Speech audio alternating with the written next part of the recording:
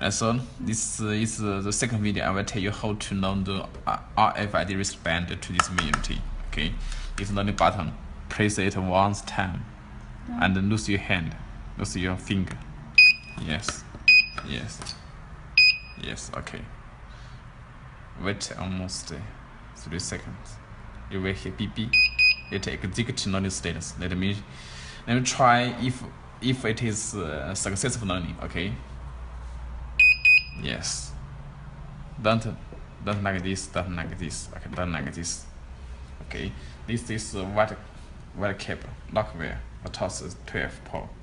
It will be off. Yes. Yes. Just like this. Okay.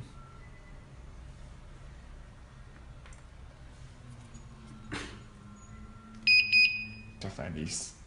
Don't like this. Don't like this. Don't like this. This is incorrect operation. Okay. Also, you can use your rfid card. Okay. This is more sensitive.